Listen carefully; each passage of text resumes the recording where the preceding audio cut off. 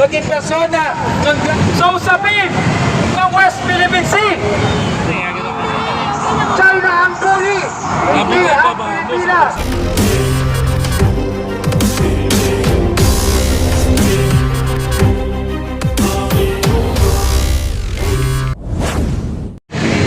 Para sa paglaban ng West Philippine Sea.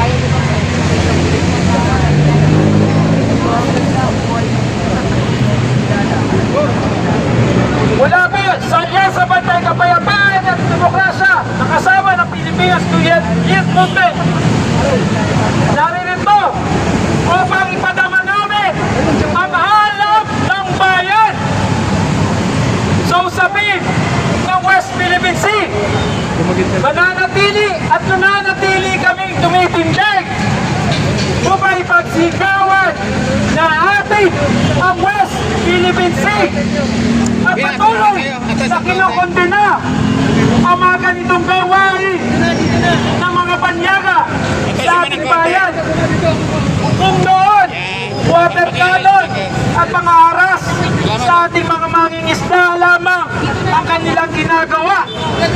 Ngayon, mas matindi mismo sa ating kalupaan, mismo ang ating mga opisyales ng gobyerno na nagtatanggol at bumaboses para sa ating karapatan sa West Philippine Sea.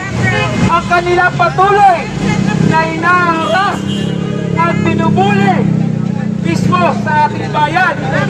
Hindi tayo mananahimik at patuloy tayong mag-aalab sa kanilang pang-opres, sa kanilang pambubuli sa ating mga opisyal.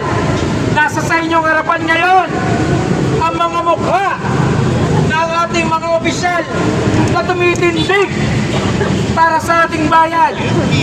At kami sa Alianza Bantay Kapayapaan at Demokrasya ay binibigay ang buong suporta sa mga opisyales ng ating pamahalaan na patuloy na naninindigan at nagtatanggol sa ating karapatan sa West Philippine Sea. Ay sabi nga ng Pangulong Bongbong Marcos, Filipinos do not yield, we do not intend to yield. At umata ako sa ating Pangulo sa patuloy na pagtindig, lalong-lalo na sa ginawang panggigipit at pangaras sa ating mga opisyal tulad ni Commodore J. Darriela na ninindigan para sa West Philippine Sea. Nasa inyong harapan din ang mga nakahigang makapili na magtuturing nating mga taksil sa ating bayan, mga taksil sa kapwa nating Pilipino. Kaya tutuloy at tuloy-tuloy natin ipagsisigawan na dapat maging persona non grata ang Chinese diplomat sa ating bayan. Kaya at isang sigaw, Chinese diplomat, persona non grata! Chinese diplomat, persona non grata! Chinese diplomat, persona non grata! Mas malakas, Chinese diplomat, persona non grata! Persona non grata! Chinese diplomat! At sama-sama natin ipagsigawan upang may parinig sa lahat na hindi tayo nananahimik. China ang buhuli! Pilipinas! Mas malakas, mas mabilis! China ang buhuli! Pilipinas! China ang buhuli! Pilipinas! China ang buhuli! Pilipinas!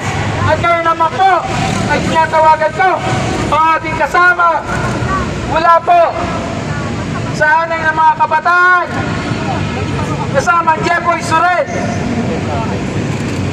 China ang buhuli! Pilipinas! China ang buhuli! Pilipinas! China ang buhuli! Pilipinas!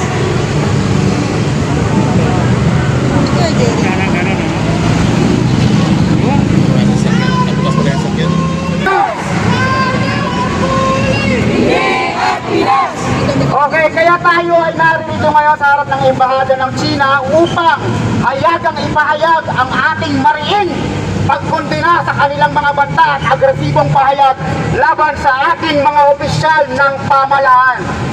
Ang ating paninindigan ay malinaw at nakabatay sa United Nations Convention on the Law of the Sea o UNCLOS at sa 2016 arbitral ruling. Ang paggamit ng dahat at water cannon laban sa ating mga sundalo at ating mga mangingisdang Pilipino sa loob ng exclusive economic zone ay malinaw na paglabag sa ating mga karapatan. Tungkulin at pananagutan ng mga opisyal ng pamahalaan sa sambayan ng Pilipino na ipagtanggol ang katotohanan, karapatan at pambansang interes ng bansa sa West Philippine Sea laban sa agresibong aksyon ng China. Ikinalulungkot namin na may ilang politiko, kolumnista at individual na patuloy na ipinagtatanggol ang China sa kabila ng lantad na pambubuli at pangaharas sa ating mga sundalo at mangingisdang Pilipino. Pati na rin ang pambabastos sa ating mga opisyal ng pamahalaan. Marihin namin inikayat ang sambayan ng Pilipino na huwag magpalinlang sa maling impormasyon at huwag matakot at magkaisa sa paninindigan. Para kasama ang misinformation na ipinapakalat ng China, dito na ate ang ating mamamayan. Ang pagkakaisa at aktibong ng mamamayan ang ating sanggata laban sa agresyon. Nagbibigay-bugay din kami kay Pangulong Ferdinand Marcos Jr. at sa lahat ng opisyal ng pamahalaan sa kanilang matatag at prinsipyadong pagtindig laban sa agresibong aksyon ng China sa West Philippine Sea. Ang kanilang paninindigan ay nagbibigay lakas at inspirasyon sa sambayan ng Pilipino upang patuloy na ipaglaban ang ating soberanya at karapatan sa West Philippine Sea.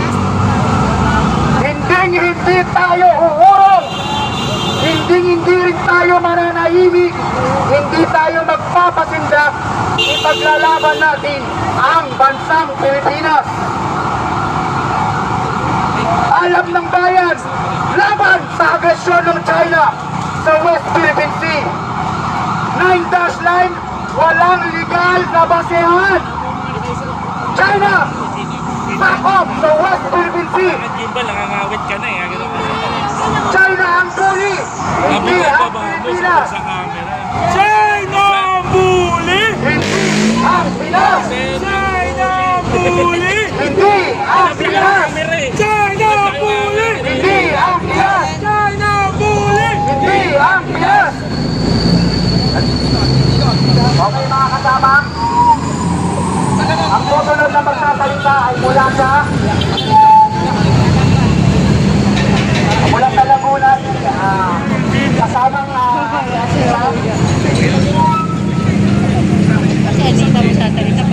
Papa Di Channel, isang ano ng kagitingan. Kahit ulan, kahit bagyo, walang kabawasan. Sa charity